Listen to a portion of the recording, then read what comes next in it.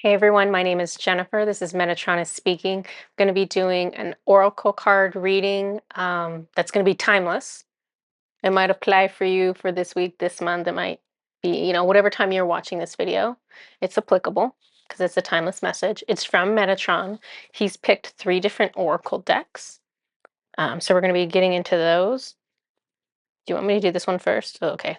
So this is the very first oracle deck he has chosen, which is a brand new deck for me, the Pleiadian Oracle.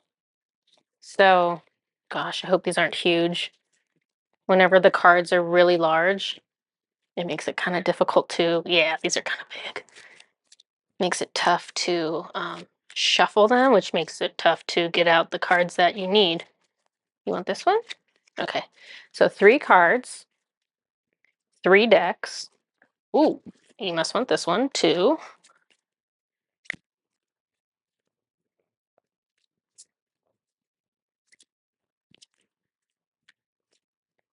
He's being coy with this last card.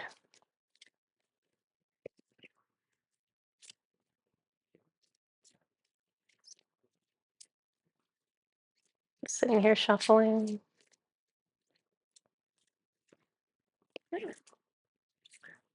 Oh, this one?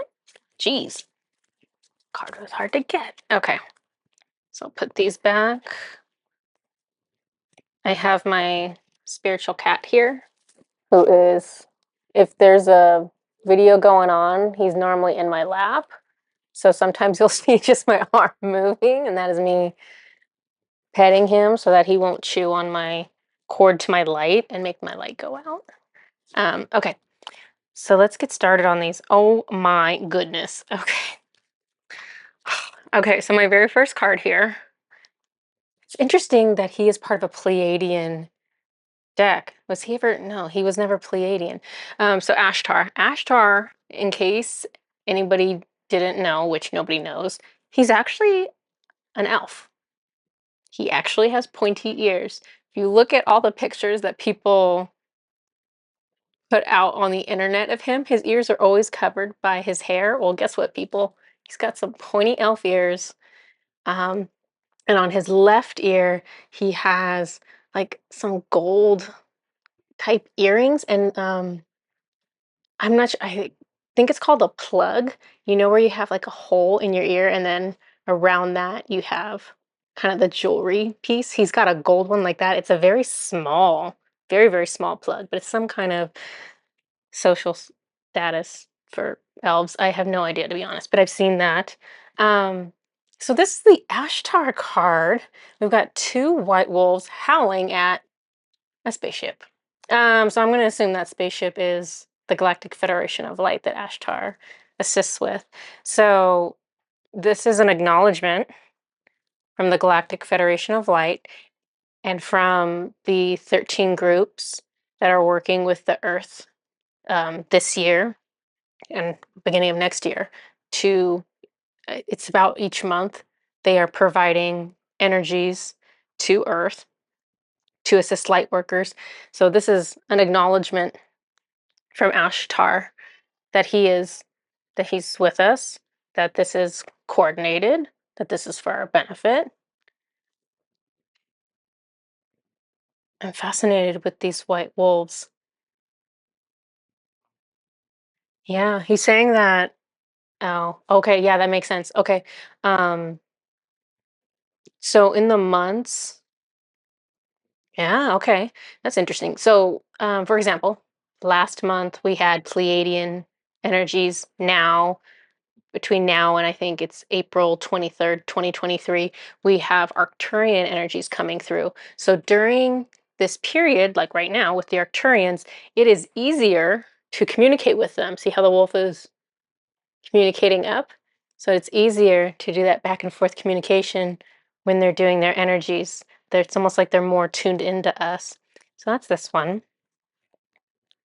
It's kind of random to hit an Ashtar card in there. Brand new deck, brand new deck. Never seen these before in my life. Imagination. We have giant crystals at the bottom. We have the earth in the center. We have an eagle flying over the earth. And we have water or what appears to be water, kind of going across the top. So, so I'm hearing, imagine what is possible. Imagine, yeah. Okay, they're talking about tapping into creative energies, tapping into your imagination, which, everyone thinks imagination is like this childhood toy, but ha ha ha, the joke is on us. Imagination is the vehicle for manifestation, for um, for magic, for uh, having visions. Imagination is absolute that the tools you use for your imagination are the tools you use for everything in the spiritual world that's of relevance. 100%. So they're targeting this more about using our imaginations in order to solve problems regarding the world and in order to solve problems regarding freedom. So that was an intense card for a random week in April. Ooh! Oh my gosh. Okay. Sacred geometrics. So that image, gosh, I'm gonna say it wrong. I want to say it's like a sacred flower, something flower. I'm messing it up right now. I didn't Google this ahead of time, obviously, because I didn't know I was getting this card. But this is a sacred geometric symbol. It's made up of multiple interlocking circles. It is said to be the basis of all life, that all life springs forth from these interlocking circles. And I know I'm going off on a tangent way too much. But, anyways, for the sacred geometries, this is tying into Metatron. Metatron's one of his things is sacred geometry and platonic solids. Those are because they both deal with 3D shapes, because this looks like a 2D shape, right? And it is a 2D shape, but this is a 2D representation of a 3D shape or a 4. Oh yeah. Oh, okay. He's telling me. Holy crap. Okay. So he's saying this is what it looks like in 2D. It looks like something else in 3D. It looks like something else in 4D. Look, and he keeps going up. So this is one of those, it's called sacred because it's what God uses to build everything. So how's this gonna be working for us this week? He's talking about tapping into the power of magic and the power of like mystical knowledge, witchy things, mathematical things. He's talking about have you ever gone on or gone on YouTube and you can enter in, you can search for videos that have a certain frequency, like it'll have a song or it'll have music that's at a certain frequency, and there are relevant um, frequencies that do certain things, or frequencies that are associated with healing or DNA activation or whatever the case may be. He's talking about that. Yeah. So if you haven't done it before, I would look up maybe healing frequency, maybe start there and see what pops up. But I believe when it's a frequency like that, I believe if you add the numbers together, so say the frequency is like, oh no, now I'm going to mess this up.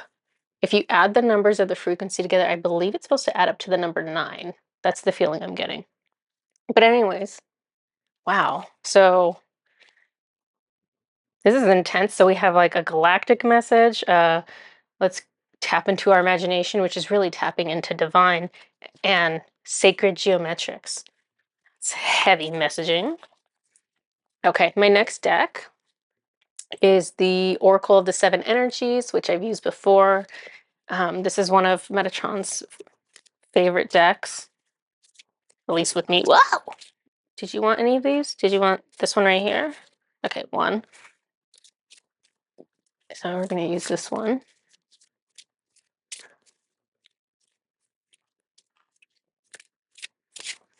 And I really like this deck because the pictures on it are gorgeous.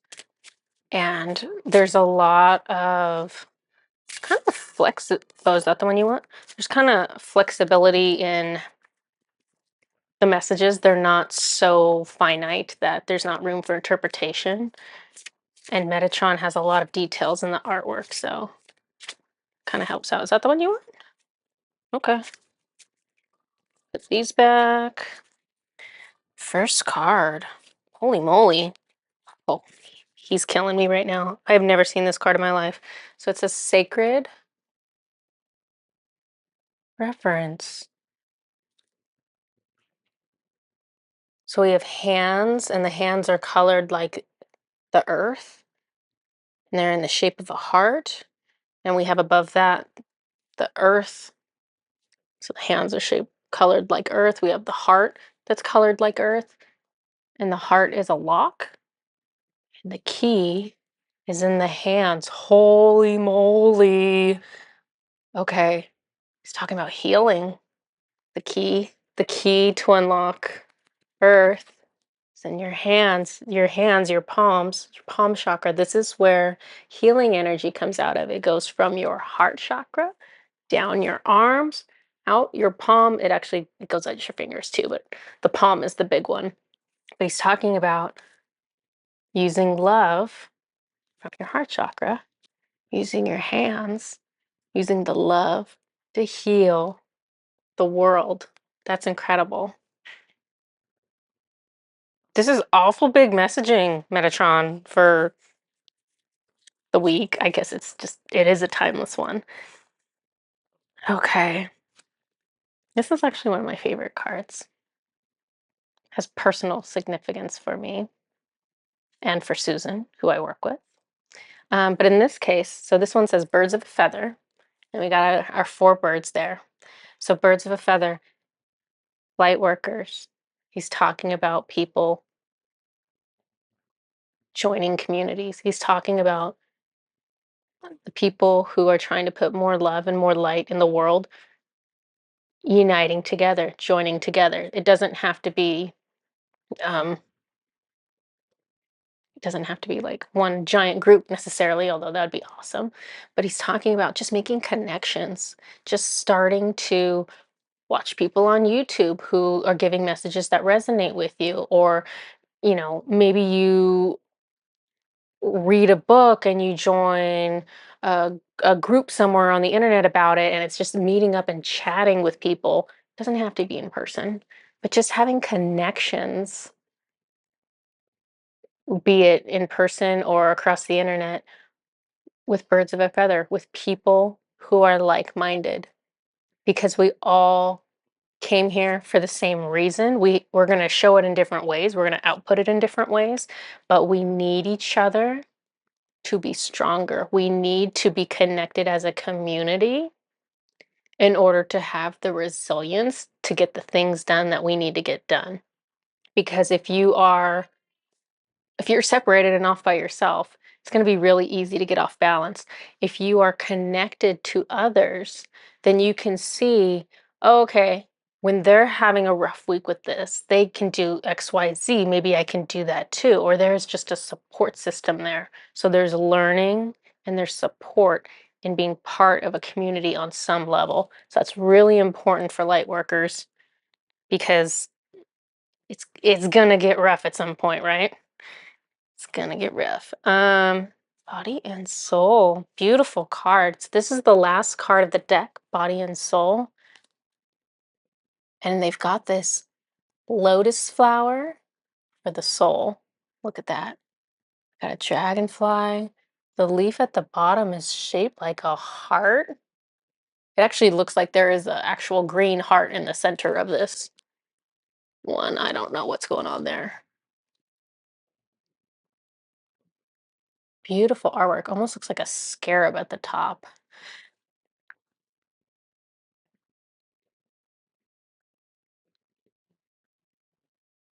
Okay. It's just talking about taking care of our bodies so that we can take care of our souls. So we have to make sure we're not hangry. We need to make sure we're fed. We need to make sure we're getting enough sleep. We need to make sure just all the things that your body needs, we need to get those and so that we can take care of our soul. Because if you're hungry, if you're grouchy, if you're too tired, you're not going to be able to meditate, or you're not going to be able to read that book that inspires you, or whatever the case may be. So we need to get our bodies right in order to get our souls where we want our souls to be. So prioritizing our physical well-being first. Okay. So I have no idea how I'm going to give you messages on this one.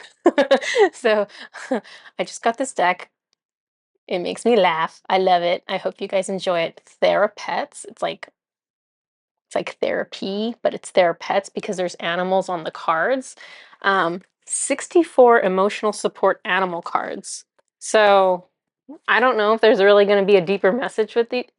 Okay, he says there's going to be a deeper message with each one. We'll see. These cards are huge. Look at these. They're like the size of my head. There's no reasonable way to shuffle these. I have no idea how he's going to give me cards. So we're going to try to get three. Oh, oh, oh, oh, okay. He literally just dropped one. Okay, one. Did you want this one? Two. These are like my hands. I'm like stretching so hard to try to hold this deck. Okay, three. Oh, thank goodness. I was probably gonna sprain a finger trying to shuffle these things. Okay, so these are cute. These are therapeutic. Look at that animal. Who even knows what that is? It says, "You are not a burden." Oh, my light just went out. Well, hopefully that'll stay on. If not, we're just gonna roll with it. That's crazy because nobody even touched it. You are not a burden. We are lucky to have you. This makes me think of the kind of light worker communities that I'm a part of. Um, people feel bad sometimes when people feel bad when they feel bad. People feel bad when they're not at their best. People feel bad for asking questions and being vulnerable and having needs. You are not a burden.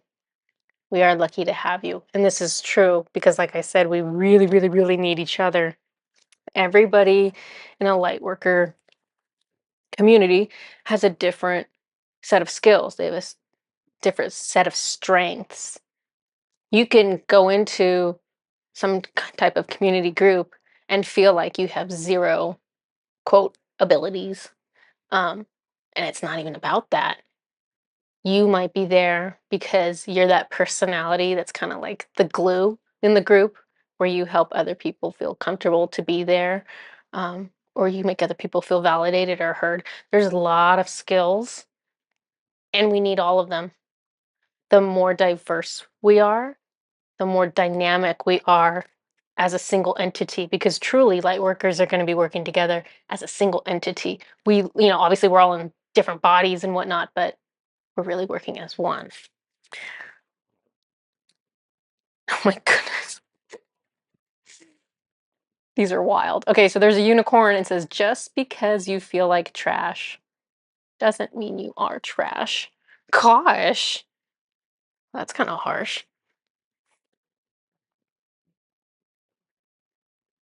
Yeah. I think sometimes that's kind of the mindset we go into, right? We There's something emotional going on and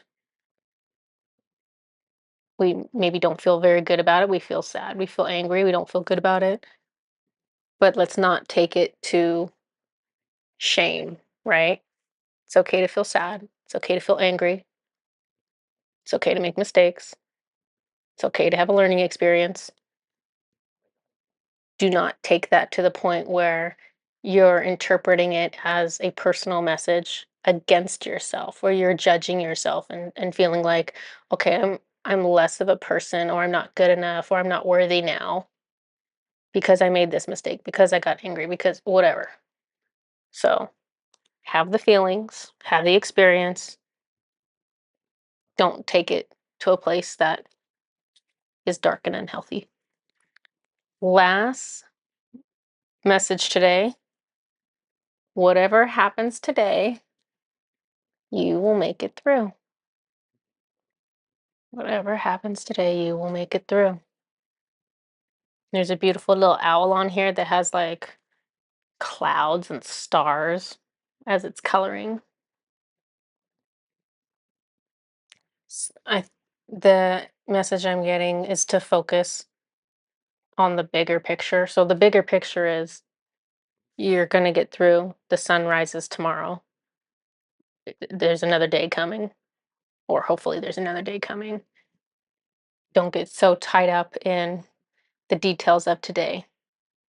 Like for me, my guides keep showing me all these traumatic past lives, and they are unfortunately doing it every single day, sometimes normally at least twice a day, to be honest. They give me something in the morning. It's so traumatic that I'm like all out of sorts and messed up for the first part of the day. And then once I finally start calming down, then they give me another one.